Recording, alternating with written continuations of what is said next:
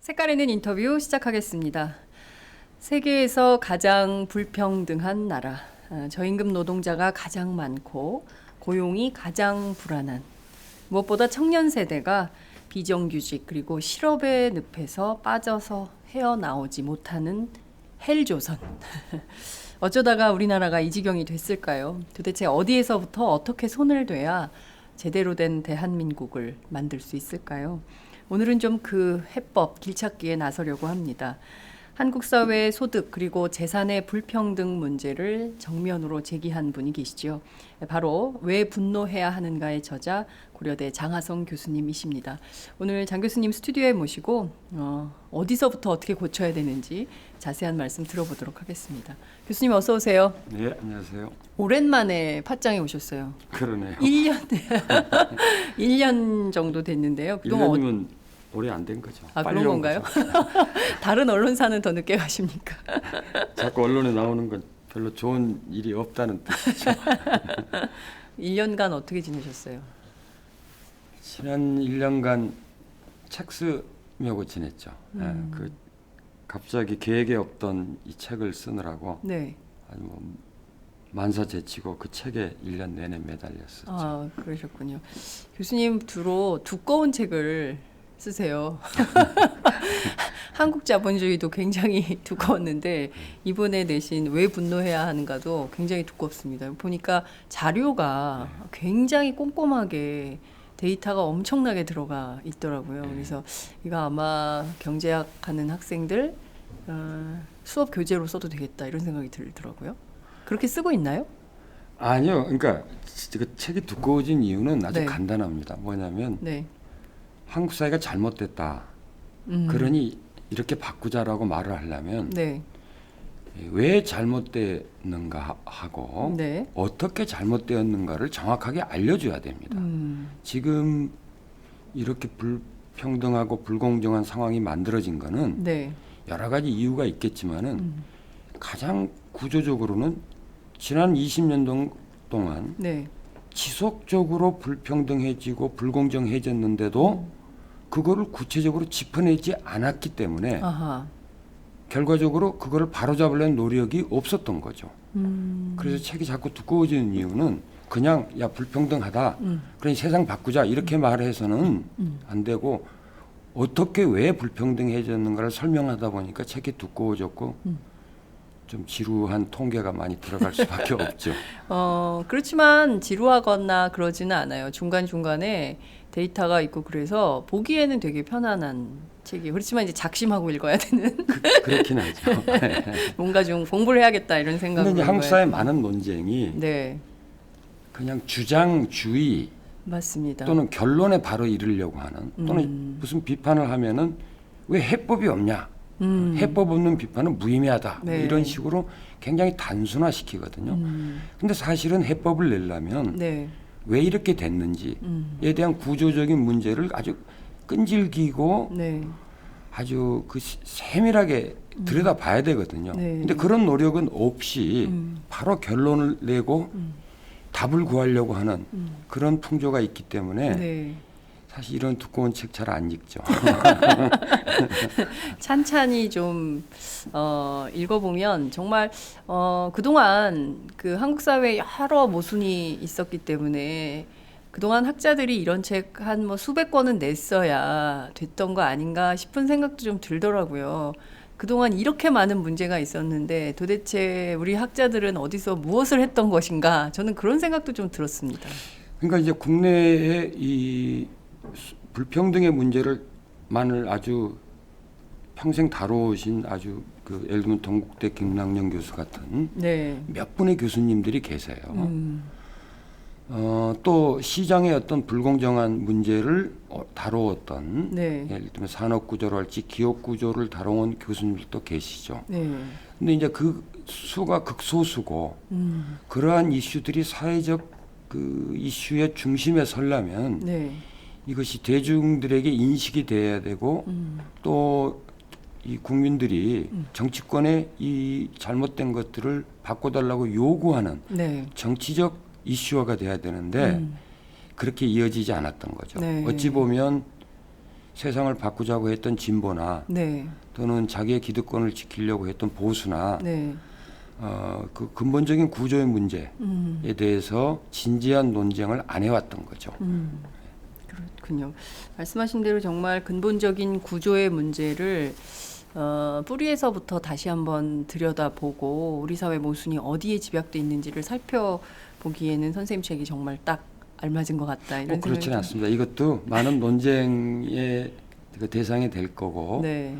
어떤 결론과 답을 제가 제시했다기보다는 이런 불평등하고 불공정한 현재 이 정의롭지 못한 네. 구조에 대해서 좀 새로운 논쟁이 저랑은 의견이 다르더라도 네. 시작되기를 바라는 거죠. 네. 전작 한국 자본주의 두꺼운 책.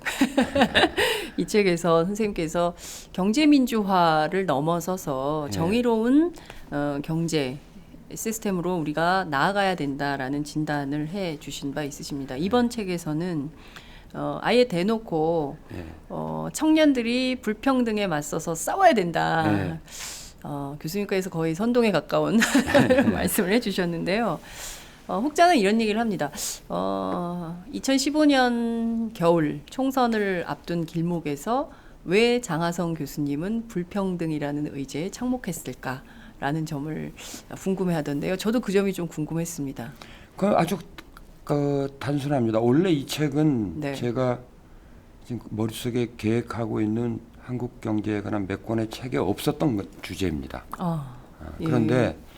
첫 번째 한국 자본주의라는 책을 내고 여러 이 계층이나 또는 여러 대상의 어떤 분들과 토론하고 네. 강연도 하고 하면서 느낀 것이 이 지금의 이 구조의 책임이 이 소위 산업화 세대, 민주화 세대라고 불리는 기성세대, 네. 그러니까 지금의 부모 세대에게 있는데 네. 이 부모 세대들은 이 지금의 이런 구조를 바꿀 생각이 없는 걸로 판단이 되고 네. 젊은 청년 세대 또는 30대 이 소위 3포 세대라고 뭐 5포 세대 이렇게 네. 불리는 세대들은 왜 상황이 이런지에 대한 걸 잘 인식을 못하고 자기에게 이 현실적으로 다가오는 고통에 대한 네.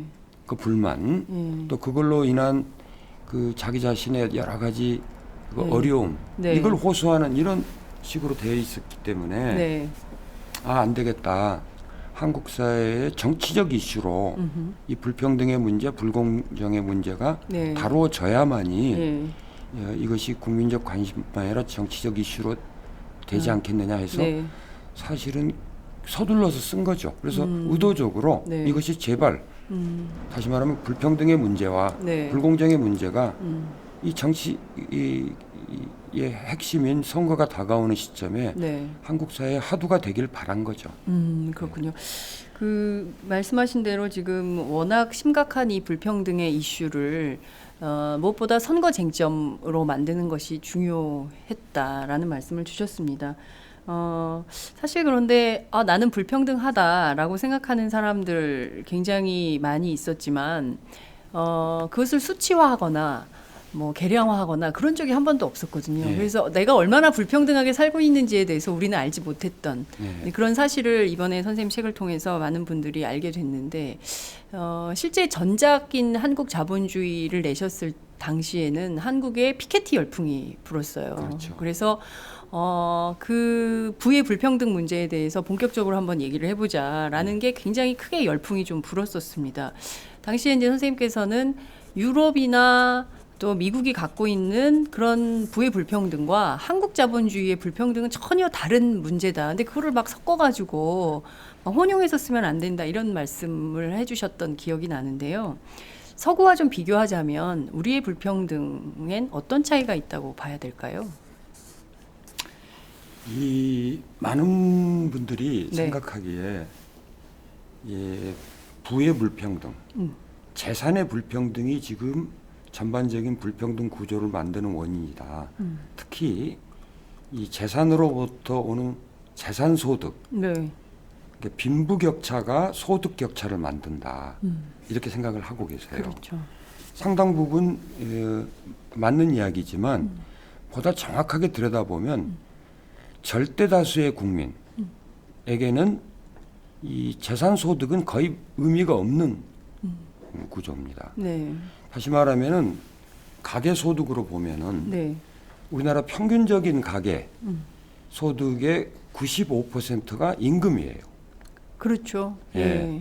그렇게 보면은 이제 그 가계에는 이 노동자로서 월급을 받는 사람도 있고 또 자영업자처럼 사업을 하는 네. 사람도 있고 하니까 네. 그럼 나머지 5% 중에서 재산으로부터 오는 소득이 얼마나 되냐라고 들어보면 평균적인 소득은 0.34%예요.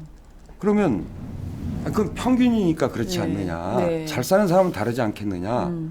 그런데 상위 10%. 네. 그러면 이제 정부가 발표하는 통계가 예. 이 10% 단위로만 발표를 하니까 예. 최상위 10% 가계 소득을 봐도 재산 소득 그러니까 네. 이 차지하는 비중이 한 0.7%입니다. 네. 그러면 이제 최상위 10%의 월 소득이 한 990만 원 되니까 연 따지면 1억 한 1, 2천만 원 되는 거죠. 1억 1, 2천. 예. 그렇게 연소득 1억 1, 2천이 되는 평균이 네. 최상위 10%의 최고소득층의 경우에도 네. 재산소득이 1%가 안 되거든요. 그 이야기는 뭐냐면 네. 1%나 0.1%의 초고소득층을 보면은 네. 이 사람들이 재산소득 때문에 소득이 많다 이렇게 많다. 말할 수 있지만 네. 나머지 99%의 경우에는 최상위 1%하고 관계없이 네. 결국은 임금이 제대로 경제가 성장한 만큼 안 주어지기 때문에 네. 이 소득 불평등이 이제 확대된 거거든요. 네. 다시 말하면은 요즘 이제 흑수저 금수저론이 나오는데 네. 네. 흑수저가 태어날 때 가진 것이 적게 태어났지만 네. 그 상황을 벗어나서 보다 나은 삶을 누릴 수 있는 방법이 뭡니까? 열심히 일해서 임금 만든 거거든요. 그렇죠. 예. 다시 말하면 흑수저가 은수저 되고 은수저가 금수저 되려면 네. 일해서 받는 임금이 많아지거나 네. 아니면 사업을 해서 돈 버는 그렇죠. 사업 소득이 많은 두 네. 가지 방법밖에 없는 겁니다. 길이 그 두 가지밖에 없죠. 그거 외에는 없죠. 아니면 뭐 도둑질할 수는 없는 거니까요. 네. 그러면은 과거에는 흑수저로 태어났어도 내가 열심히 일하면은 거기에 따른 임금이 같이 늘어나니까 네. 은수저도 될 수 있었고 또 과거에 우리 지금 이 산업화 세대 보면은 네. 사업을 해가지고 사업을 일으켜서 금수저가 되고 이러는데 그렇죠. 한국은 임금이 경제 성장에 못 미치는 한참 못 미치는 이런 구조기 때문에 네. 흑수저가 은수저 될 방법이 없는 거죠. 또 하나는 지난 한 20년간 한국에는 창업을 해서 성공한 신화라고 하는 것이 네. 과거의 386, 지금의 586 세대가 네. IT 혁명 때 예. 진입했던 예. 그 경우를 제외하고는 전혀 없거든요. 성공한 사람이 거의 없다. 다시 말하면 개천에서 영나지 않는 구조예요. 그러니까 사업을 해도 네. 흑수저는 금수저가 될 수 없는. 그러니까 이 구조를 바꿔야 되는데 네. 그 원인이 자꾸 재산 많은 사람이 많이 가졌기 때문이다라고 그 타령만 하고 있다고 해서 바뀌지 않는다 이거죠. 열심히 일하면 네. 흑수저가 더 나은 삶을 누릴 수 있는 네. 임금 구조와 고용 구조가 더 심각한 문제이지 네. 소수의 초고소득층의 예. 책임만을 자꾸 묻는다고 바뀌지 않는다는 겁니다. 그러니까 완전히 어찌 보자면 한국 사회의 불평등의 구조나 문제점을 엉뚱한 데서 찾은 겁니다. 진단을 하고 있었던 건가요? 예를 들면요. 네. 저 국세청에 소득세를 신고하는 개인을 네. 보면은 근로소득세 그러니까 우리 전체 노동자가 한 1,800만 된다고 네. 이야기하지만 예. 실제 한 800만은 네. 이 근로소득세를 신고할 그 상황이 그 수준이 안 되고 2012년 기준으로 보면 예. 그 이제 거기까지 이제 통계가 공개돼 있으니까 네, 네. 근로소득세를 낸 분들이 한 1,060만 됩니다. 1,060만. 예. 나머지는 근로소득세 낼 수준도 안 되는 안 거예요. 되는 거죠. 그러면 결국은 개인이 내는 세금이라는 게 근로소득세, 배당소득, 이자소득, 네. 그다음에 사업소득 이렇게 되는데 네. 사실 이제 여기 이제 사업자는 사업 소득으로 들어가요. 개인 소득은 아니지만 예. 이제 자영업자들, 네. 영세 자영업자는 거기에 속하겠죠. 네. 근데 국세청에 세금을 낸 근로소득, 배당소득, 이자소득 이 세 네. 개를 합치면은 네. 한 460억 정도 돼요. 60조 정도 원. 돼요. 예. 그 중에서 근로소득이 차지하는 게 422조로 92%예요. 전부 월급 받아가지고 세금 내는 거네. 그러면 이제 배당 받는 사람들이 많지 않느냐? 네. 근데 배당 소득은 전체 개인 소득 신고 중에 비중이 2.5%밖에 안 돼요. 아이고. 근데 그 2.5%는 배당을 받는 사람 중에 상위 5%가 다 가져갑니다. 그러니까 그 이야기는 뭐냐면 초고소득층 네. 1, 2%에게 예. 배당 소득이 다 집중된 건 맞지만 네. 우리나라 전체 이 개인들의 소득 구조로 보면 그거는 2, 3%밖에 안 된다는 거죠. 그리고 이자 소득은 네. 모두 다 통장을 갖고 있잖아요. 그러니까 이자 뭐. 소득 내는 사람 보면요. 거의 인구하고 같아요. 4,700만이 돼요. 4,700만. 근데 예. 그거 다 합쳐도 네. 한 5% 정도밖에 안 돼요. 근데 이거는 이제 다양한 사람들이 이제 이자를 네. 통장을 다 어릴 때부터 다 갖고 예, 있으니까 상위 이 10%가 가져가는 비중이 배당만큼 높지는 않아요. 그러니까 사실은 이 소위 말해서 빈부의 격차, 재산 소득으로 인한 문제는 초고소득층에 집중되어 있는 것은 분명히 맞지만 네. 절대다수 국민은 그것 때문이라기보다는 네. 결국은 임금의 문제인 거죠. 고용의 문제이고. 그렇군요. 아, 이렇게 그 통계로 확인을 쭉 했더니 아주 명확하게 어디에 문제점이 있는지 확연하게 보이네요. 실제 근로소득세가 422조, 전체 460조 가운데 92%나 차지하고 있다는 것도 아마 선생님 책을 통해서 확인한. 근데 관료들이 이거 알고 있었을 텐데요. 당연히 근데 그동안 이제 국세청이 이걸 공개를 안 했죠. 아, 왜 공개를 안 하죠? 그러니까 이제 이 소득 분포를 좀 공개를 해라. 네. 그러니까 지금 한국의 불평등 연구하시는 분들이 가장 어려운 점이 뭐냐면 네. 이 통계가 제대로 제공되지 않는다는 거예요. 정부의 통계가 제대로 제공되지 그렇죠. 않는다는 건가요? 예. 그런데 이것도 어떻게 나온 거냐? 네. 국회에서 이제 국회의원들이 난리 치고 지난번에 이제 소득세 왜 그 이 500만 원 네, 이상 뭐 예, 구간 문제. 예, 구간 문제 나올 때 이제 하니까 이것도 원자료를 공개한 것이 아니라 그냥 100분위로 나눠서 아, 이 각 근로소득, 배당소득, 이자소득별로 최상위 1%부터 최하위 1%까지 1% 구간으로 공개했던 자료죠. 아, 그렇군요. 예. 그러니까 정보 투명성이 있어야 연구도 잘 되고 사회 그렇죠. 문제가 뭔지 정확하게 진단도 해서 해법도 찾을 예. 텐데 정말 최소한 정부가 해야 되는 통계, 기본 통계조차도 자료조차도 공개를 안 하니 이게 참 답답한 노릇입니다. 그러니까 이제 아까 제가 최상위 10% 가계소득에 네. 통계청의 가계동향조사에 나온 네. 10%의 경우에도 재산소득이 한 0.7%라고 말씀드렸는데 네. 사실은 그 가장 소득 격차가 심한 데가 최상위 10%죠. 왜냐하면 상위 1%는 배당소득이니 뭐니 해가지고 엄청 많이 가져가니까 사실 0.7%라고 하는 것은 그 최상위를 반영한 거니까 상위 5% 내려오면 0.7%가 안 되죠. 지금 말씀을 쭉 들어보니까 정말 그 우리 국민들 다수 저와 비슷한 처지에 있는 많은 임금 노동자들이 진짜 분개하지 않을 수 없는 내용인데요. 그러면 이런 말씀을 좀 여쭙고 싶습니다. 소득 격차가 한국 사회의 불평등의 가장 심각한 원인이다. 이렇게 진단을 한다면 결국 소득 격차는 말씀하신 대로 임금 격차의 문제로 이어지고 또 이것은 정규직 비정규직 간의 문제, 예. 고용의 문제, 그리고 또 뭐 기업 기업으로 간의. 보자면 대기업 중소기업 간의 문제 뭐 이게 쭉 연동이 되는 것 같아요. 예. 도대체 이게 언제부터 이런 불평등의 역사가 시작된 건지. 근데 이게 또 잘 알려지지 않은 사실인데요. 네. 우리가 고도 성장을 했던 80년대, 네. 1980년대. 예. 예. 그리고 1990년대 초반까지는 네. 오히려 불평등이 완화됩니다. 아, 그래요. 예. 이거는 한국이 정말 고도 성장을 이루은 기증만이 아니라 네. 고도 성장을 하면서 예. 불평등이 오히려 완화되는 또 다른 기적을 가지고 있는 나라입니다. 이게 우리만 그렇습니까? 아니면 다른 나라도 다른 나라는 그런 경우가 대만 이외에는 그런 없어요. 경우가 없습니다.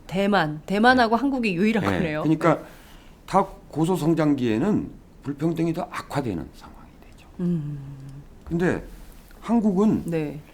어떻게 고도 성장을 하면서 예. 그것이 보다 골고루 분배가 됐거든요. 근데 어떻게 그렇게 됐느냐? 예. 조금 전에 우리 장윤선 부장 이야기하신 대로 예. 결국 문제는 임금 문제거든요. 임금 문제의 기본은 여러 가지 고용 구조와 기업 구조인데 네. 예를 들어서 기업 구조 보면 예. 이것 또한 많은 분들이 잘못 알고 있는데 대기업과 중소기업 임금 격차가 지금은 50%에서 60%입니다. 60%까지 50%에서 60%. 예. 그러니까 그러니까 절반 또는 똑같이 일해도 대기업 다니면 100만 원 받으면 중소기업 다니면 50만 원밖에 못 그렇죠. 받는 거예요. 50만 내지 60만 원. 네. 항시 대기업과 중소기업은 임금 격차가 컸다. 이렇게 착각하고 이야기하시는 분이 많은데 이게 천만의 말씀입니다. 아닌가요? 1980년에는 네. 네. 중소기업 평균 임금이 대기업 임금의 97%예요. 같았어요. 97%요. 97%. 3%밖에 차이가 안 났단 예. 말입니까? 그러니까 예. 지금 산업화 세대가 젊었을 때는 네. 대기업을 가나 중소기업을 가나 임금이 평균적으로는 차이가 없었습니다. 네. 뿐만 아니라 지금 민주화 세대가 세상에 진입했던 1990년 통계를 보면 네. 한 75%에서 80% 돼요. 75에서 80% 예. 점점 줄어들긴 하는 거네요. 주로 점점 격차가 나긴 네, 하지만 네. 아직은 그래도 중소기업가도 먹고 살만했어요. 그 시절에는 그 시절. 90년대. 또 하나 문제는 뭐냐면 네. 1980년으로 돌아가면 10명 중에 한 4명 반이 대기업에서 일하고 5명 반 정도가 중소기업에서 일을 했어요. 그러니까 임금 격차도 적었지만 네. 골고루. 골고루 이렇게 있었는데 지금은 80% 상용 근로자를 기준으로 보면 80%가 중소기업에서 중소기업. 일을 절반에 또는 60% 임금 받고 중소기업에서 일하고 20%가 대기업에서 일을 하거든요. 네. 그러니까 고용 구조도 바뀌었어요. 그러니까 과거부터 이랬던 것이 아니라 네. 지난 20, 30년간 지속적으로 이 불평등의 구조가 악화되어 온 거죠. 특히 이제 말씀드린 90년대 초반까지는 불평등이 오히려 완화되다가 네. 이제 외환위기 이후로 이게 악화되는 상황으로 반전이 되는데 네. 그렇게 보면 지난 20년간 이 쭉 변화를 보면은 뭐 예를 들어서 어떤 몇 년간은 나빠졌다가 네. 또 몇 년 다시 좋아졌다가 네. 또 다시 나빠지고 이런 것이 아니라 네. 일방적이고 지속적으로 악화됐던 겁니다. 방치된 거예요. 어찌 보면. 방치됐다. 그러면 교수님 어떻게 봐야 됩니까? 97년 IMF가 우리 경제 구조 체질에 문제가 있으니 IMF 선생님 오셔가지고 전부 기업 구조 조정해서 사람들 다 해고하고 막 이러지 않았습니까? 그때부터 본격적으로 그러면 이 불평등이 악화되는 초기 단계를 만들었다 이렇게 봐도 될까요? 그렇죠. 근데 이제 여기서 우리가 봐야 될 거는 이제 소위 미국과 유럽에서 예를 들면 이제 미국의 레건 정부, 네. 영국의 대처 정부가 시작된 1980년대 초반, 네. 소위 신자유주의라고 흔히들 이야기하는 네. 이 복지를 축소하고 예. 노동자 권리를 축소하는 그렇죠. 그 정책이 시작될 때부터 미국과 유럽은 불평등이 서서히 악화되는 구조로 갑니다. 근데 우리는 그 시기에 오히려 불평등이 완화됐었어요. 그러네요. 그러니까 우리의 상황을 미국과 유럽의 변화에 자꾸 투영해가지고 설명하는 건 앞뒤가 안 맞는 잘못된 이야기예요. 거네요. 전혀 잘못된 겁니다. 예. 그리고 세계 거의 모든 나라, 심지어는 가장 평등한 나라인 스웨덴도 네. 이 불평등이 이제 약간이지만 악화되는 이제 이런 구조가 있기 때문에 세계적인 추세인데 네. 우리는 뒤늦게 소위 말해서 이제 신자유주의 정책이라고 소위 말하는 그런 정책이 미국과 유럽에서 반성이 시작될 때, 네. 그래서 제3의 길이라는 예. 이야기까지 나올 때, 90년대 중반부터 지금까지 한 20여 년간 급속하게 악화됐는데 네. 문제는 뭐냐면 그럼에도 불구하고 우리나라가 OECD 회원국 중에서 세 번째로 잘. 불평등한 나라예요. 그러니까 그 정도가 다른 어느 나라보다 심한 거죠. 네. 점점 불평등한 문제 매우 심각하다 이런 말씀 주셨는데 실제 그 경제 지표는 굉장히 좋다. 예. 뭐 그 OECD에서 뭐 11번째로 잘 사는 나라다. 뭐 막 이런 얘기는 나오지만 근데 내 소득은 전혀 변화가 없다. 내 삶에는 아무런 한국 경제는 좋아졌다고 하는데 내 주머니는 왜 이렇게 텅텅 비는 거지? 이렇게 생각한 지 굉장히 오래된 것 같아요. 근데 이번에 선생님 책을 봤더니 이 줄어든 임금 소득, 그러니까 그 이 소득이 고스란히 기업 소득으로 귀결이 됐다. 그렇죠. 저는 이거 보고 깜짝 놀랐어요. 결국에는 그러면 기업이 노동자 임금을 좀 격한 표현을 쓰겠습니다만 편취해 온 거 아니냐? 그렇죠. 편취했다. 정당하게 안 준 거죠. 정당하게 안 준 거다. 예를 들면 숫자로 아주 정확하게 그게 나오는 게 네. 우리가 예를 들어서 1990년을 네. 기준, 2000년을 기준해서 2000년? 예, 네. 그러면 지난 15년간 네. 통계를 보면 네. 뭐 과거보다 저성장이라고 하지만은 네. 실제로 경제는 누적해서 한 4% 성장을 했어요. 그러니까 지난 한 한국 경제가. 14년, 예. 15년간. 예. 근데 실질 임금은 그거의 절반 정도인 한 39% 늘어났어요. 39%. 예. 그러면은 그 나머지는 어디로 갔느냐는 질문이 있겠죠. 네. 특히 이제 최근 이 2007년 미국에서 예. 금융위기가 시작된 때부터 보면은 전 세계가 저성장을 하고 네. 한국도 저성장이 들어갔다고 네. 하지만 그럼에도 불구하고 한국은 OECD 국가 중에서 성장률이 두 번째, 세 번째예요. 굉장히 성장률이 높은 나라. 아주 높은 나라죠. 예. 이 말하자면 세계적인 금융위기 이후에 세계적인 경제의 저성장에도 불구하고 네.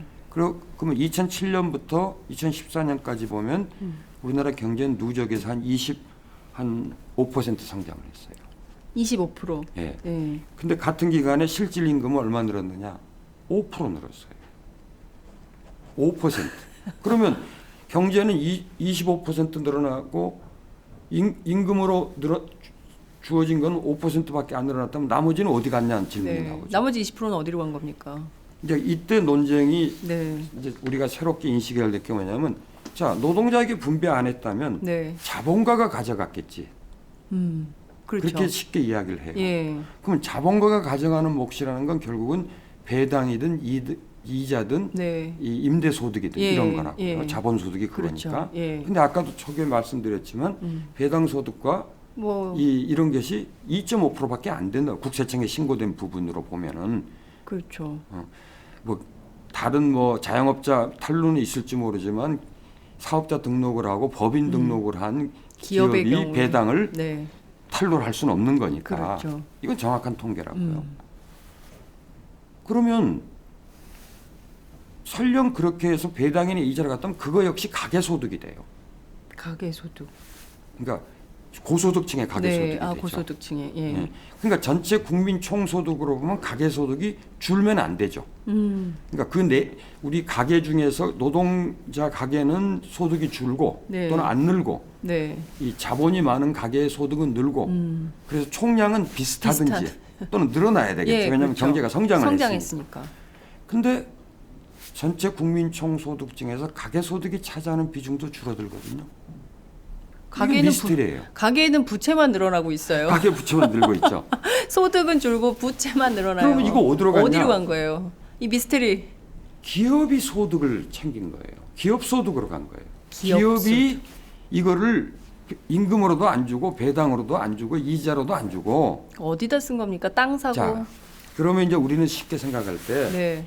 자, 기업은 결국은 투자하고 생산하고 또 임금 주고 하는 데니까 네. 경제 성장한 성과를 그렇게 네. 분배 안 하고 갖고 있었다면 네. 그 돈으로 투자를 늘렸을 거 아니냐 네. 이렇게 생각할 거예요. 그렇죠. 당연히 그렇게 생각하는데 예. 만약에 그랬다면 일시적으로 소득이 안 늘고 분배가 늘지 않더라도 네. 길게 보면 다시 반등해서 소득도 늘고 이 임금도 늘는 게 맞죠. 그런데 그렇습니다. 지난 20여 년간 일방적으로 줄었다는 이야기는 투자도 안 했다는 거예요. 그거는 국내 총생산에서 네. 투자의 비중을 보면 네. 2000년 이후로 늘어난 적이 없어요. 항시 그 비중은 일정했고 오히려 최근에는 줄었습니다. 건설 투자만 준 게 아니라 네. 설비 투자도 줄었어요. 자, 그럼 그 돈 어디로 갔냐? 곡간이 터지도록 사내 유보금으로 쌓아놓기만 했다는 건가요? 놀라운 건요. 아까 우리 예. 장윤선 부장은 예. 가게는 부채만 늘었다고 그랬죠. 네.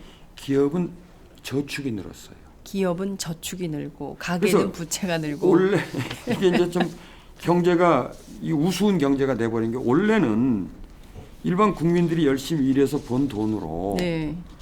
그 소득을 일부 소비하고 나머지를 아껴 저축해가지고 네. 그 돈이 결국은 이제 기업의 자금으로 들어가는. 네. 그래서 가계 저축이 기업의 자금으로 들어가는 게 정상적인 우리 경제 구조로 알고 있는데 네. 지금 우리나라의 가계의 저축률은 2013년 기준으로 한 4%대. 원래는 이게 20%가 넘었어요. 언제 90년대 초, 90년대요? 90년대 80년대 말 90년대 초에는 예. 가계 총 국민 가처분 소득 중에서 네. 가계 저축이 20%가 넘었어요. 제일 높을 땐 22%까지. 지금 4%예요. 지금은 빚 갚기 갚아가지고요. 저축할 돈이 없어요. 근데 기업의 저축률이 네. 19%예요. 가계 저축의 4배, 5배예요. 야, 이거 그러니까 너무하네요, 진짜. 기업이 저축의 주체가 돼 있어요. 도대체 이거를 정상적인 경제 구조라고 할 수 경제가 있습니까? 네? 그러니까 기업 저축은 지난 한 20여 년간 꾸준히 늘고 가계 저축은 꾸준히 줄고 그러니까 반대의 어떤 현상. 근데 이 기업 부채는 기업 저축이 늘어난 건 또 다른 면이 있는 게 네.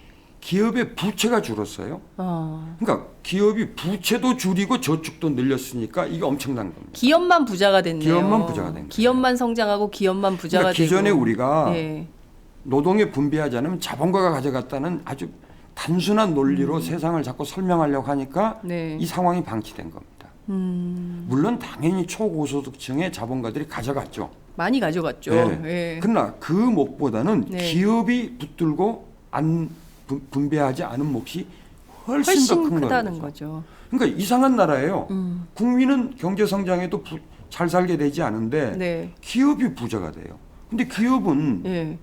누군가의 소유니까 소유주가 부자가 되지 않겠느냐 네. 이렇게 생각을 하죠. 예. 근데 기업은 소비의 주체가 아니고 투자의 주체거든요. 그렇습니다. 근데 기업이 아무리 투자해도 네.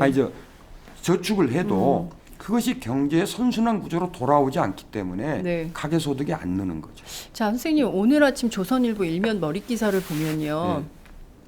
한국 주력 기업의 65%가 매출이 줄었다면서 6개 기업을 소개를 합니다. 네. 현대중공업, 삼성전자, 네. 포스코, 두산, 뭐 SK이노베이션 이런 회사들을 한 걱정을 늘어놓고 있어요. 네. 이 기업들 망하게 생겼다. 네. 재벌에 더 투자해야 네. 된다. 네. 이런 주장을 하고 있거든요. 네.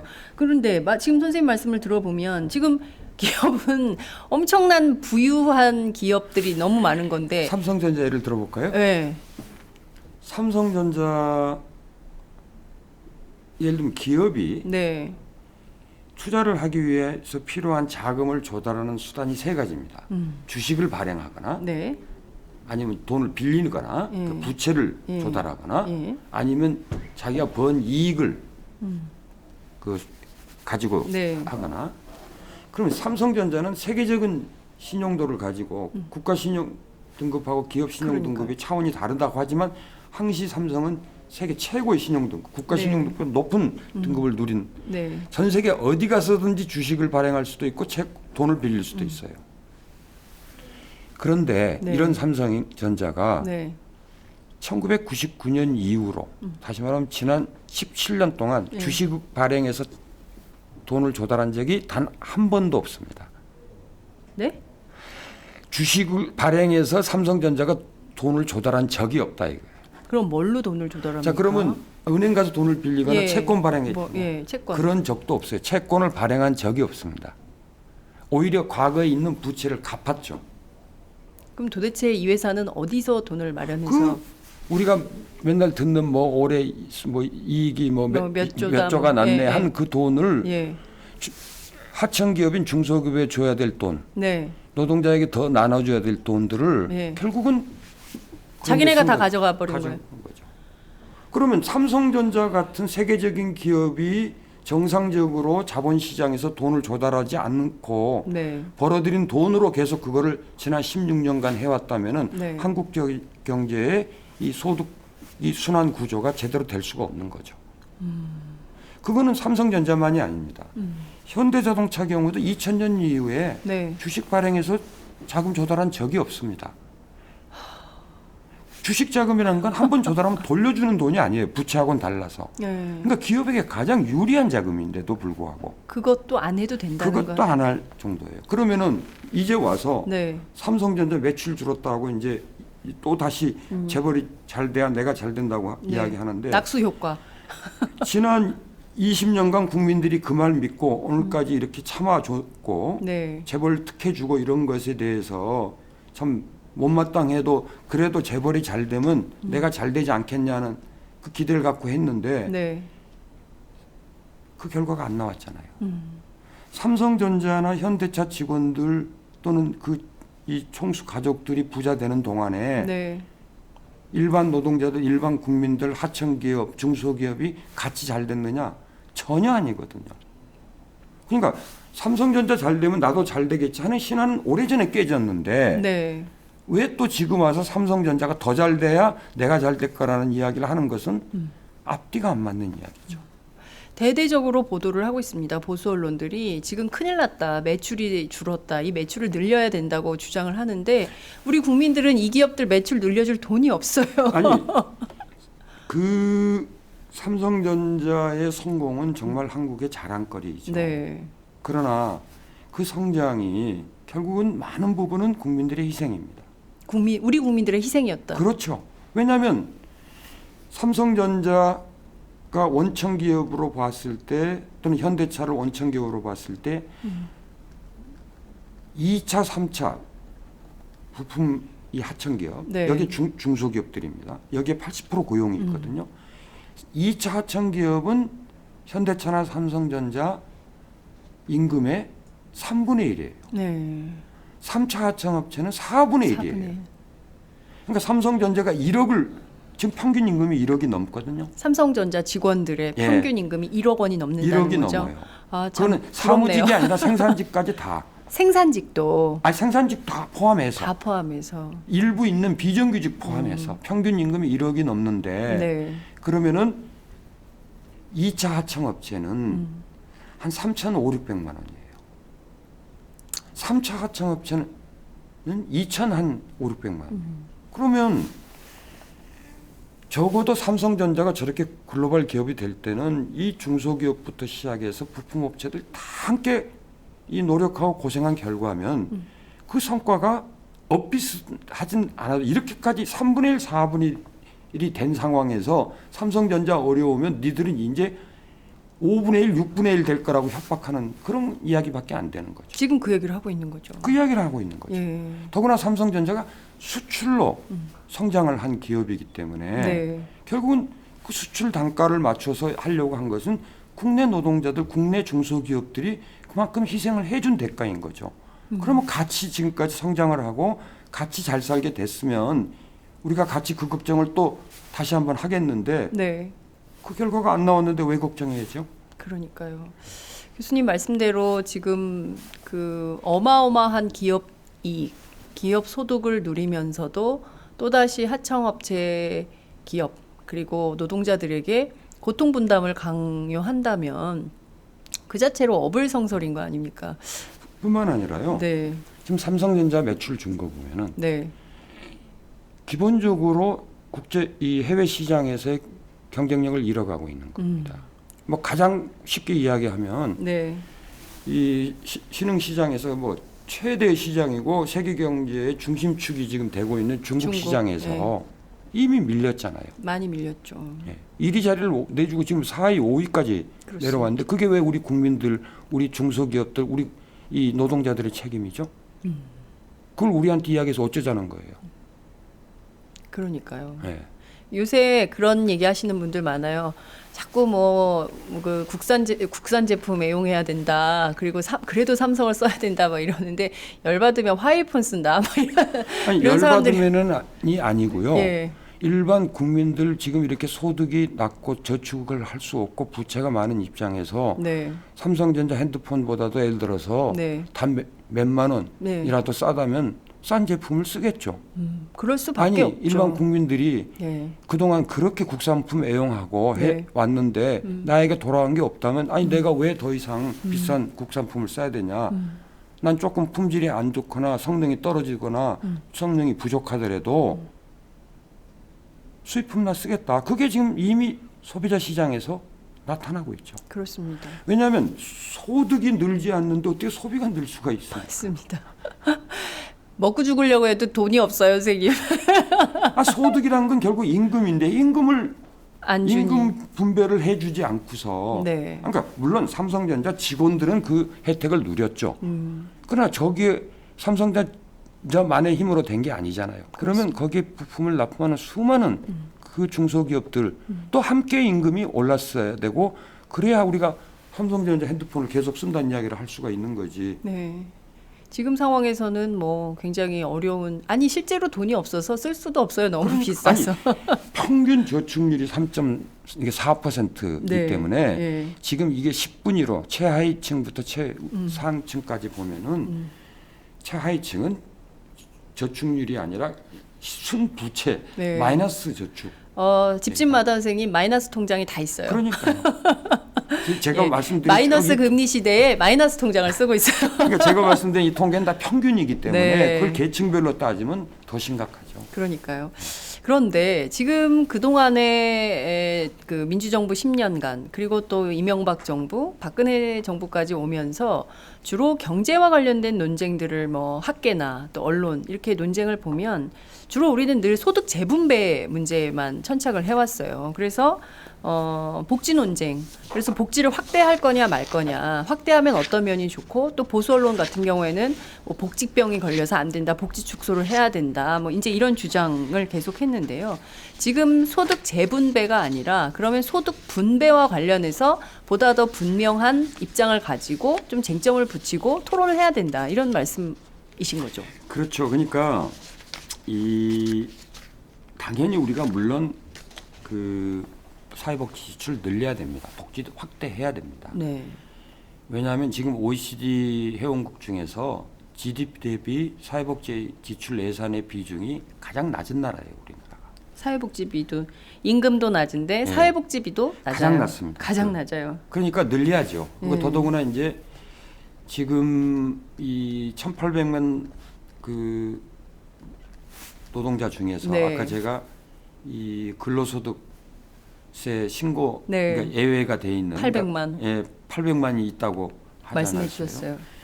그걸 가지고 이렇게 추정을 해보면 한 1,800만의 한 3분의 1 정도에 해당되는 한 600만에서 650만 정도는 월 100만 원 소득이 안 돼요. 600만 명은 이상이. 한 달에 100만 원도 못 받는. 네. 그 이야기는 뭐냐면 지금 정부가 정한 월 최저 생계비가 110몇만 예. 원인데 그것도 안 되는 사람이 3분의 1인 거죠. 예. 우리나라에. 그렇기 때문에 저소득층에 대한 사회복지 예산을 늘려야 되는 건 더 이상 논의할 필요도 없는 거예요. 그런데 이제 문제는 뭐냐면 네. 우리가 이 사회복지 예산을 굉장히 빨리 늘려왔습니다. 급격하게. 예, 왜냐하면 워낙 낮았기 때문에. 네. 그러니까 예를 들면 1990년에 2.8%였어요. 네. GDP 대비. 예. 지금 2014년이 한 10.45%예요. 네. 근데 요 증가 폭을 보면 네. OECD 국가 중에서 제일 커요. 굉장히 빠르게 2%에서 그러니까 빠르게 30%대로. 늘렸습니다. 예. 네, 빨리 늘려왔어요. 그럼에도 불구하고 최하위니까 계속 늘려야 되는데 네. 문제는 뭐냐면 우리가 OECD의 평균 정도의 GDP 대비 사회복지 예산을 지출하려면 정부 예산의 절반을 써야 돼요. 정부 예산의 절반을 써야 돼요. 현재는 한 30% 돼요. 예. 근데 지금 우리 보육 예산이 누리 예산 가지고도 그러니까요. 참 우리 미래를 결정할 아이들의 기르는 예산을 가지고도 이 난리를 네. 칩니다.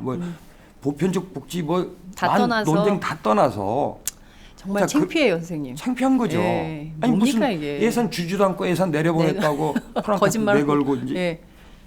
그렇기 때문에 우리가 기초복지, 보육이랄지 교육이랄지 다행히 의료는 어쨌든 네. 아주 뭐 장기 치료를 요하거나 이 불치병은 아직도 갈 길이 멀지만 그래도 기본적인 네. 의료 이런 건 돼 있지만 네. 써야 될 돈들이 많은데 그동안 이렇게 사회복지 예산을 늘려왔음에도 불구하고 네. 불평등이 악화됐어요. 그럼 왜 그러냐면 사회복지 예산이 늘어나는 속도보다도 네.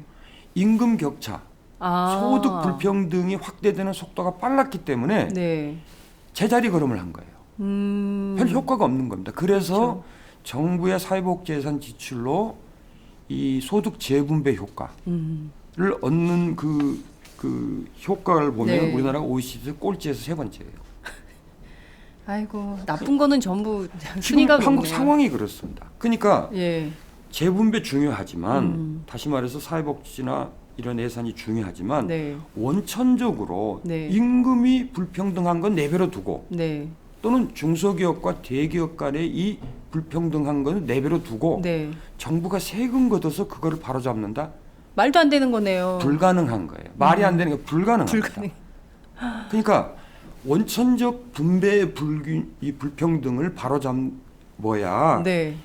사회복지 예산에 의한 재분배 효과도 나올 더 우리가 극대화할 수 있는 거죠. 네. 이게 이제 문제는 뭐냐면 우리가 너무 빨리 그 유럽에서 벌어지고 있는 소위 말해서 복지국가 논쟁을 쉽게 받아들이는 거예요. 그게 확 왔어요. 정말. 네, 쉽게 예. 온 거죠. 근데 그걸 하려면 정부 예산이 늘어야 되거든요. 네. 근데 아까 제가 국민 총소득 중에서 가계소득은 줄고 네.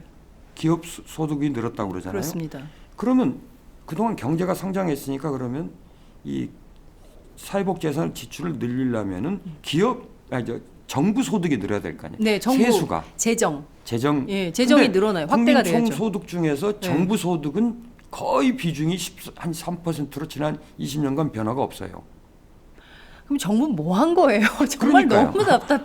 그러니까 아니 사실은 가계소득이 줄었으면 정말 우리나라는 정부라도 그걸 세금을 더 거두어서 그러니까요. 정부 소득이 늘었으면 그 돈으로 사회복지 예산 지출이라도 그렇죠. 늘릴 수 있었는데 네. 국민 총소득 중에서 정부 소득은 변함이 없어요. 소득의 비중은. 자, 그러니까 이런 구조를 가지고 네. 아무리 복지 예산 늘리자 해봐야 또는 복지국가 하자 해야 안 되는다는 겁니다. 다시 정리하면 네. 임금 불평등의 문제를 해소하고 네. 완화하고 네. 기업 간의 불균형으로부터 오는 이 불평등의 문제를 손을 대지 않고서는 지금 사회복지 예산 지출만으로는 다시 말해서 재분배 복지만으로는 이 불평등을 해결할 수 없다는 거죠.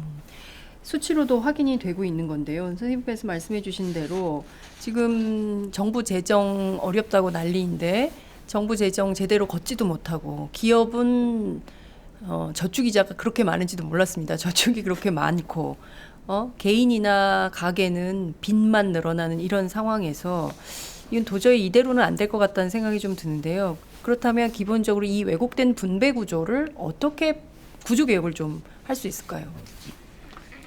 그 방안을 여기서 일일이 말하기는 어렵겠죠. 네. 그러나 이제 분명한 것은 세상은 저절로 바뀌는 것이 또는 저절로 좋아지거나 저절로 나빠진 게 아닙니다. 우리가 만든 거예요. 다시 말하면 지금의 이런 불평등하고 불공정한 상황은 우리가 만든 겁니다. 반대로 이런 상황을 반전시켜서 보다 평등하고 보다 공정한 한국을 만드는 것도 우리가 만들어야 되는 것입니다. 그럼 만들려면 정책이 필요하겠죠. 네. 어떤 정책이 더 효과적이냐, 네. 또 어떤 정책이 더 부작용이 적으냐, 또는 어떤 정책이 더 빨리 효과를 낼 수 있느냐, 뭐 이런 논쟁은 있을 수 있지만 이 상황을 바꿀 정책이 없다라고 주장할 사람은 없습니다. 물론 극단적인 사람들은 그런 이야기도 하죠. 무슨 이야기냐면 이건 자본주의 자체가 무너지지 않고는 안 된다.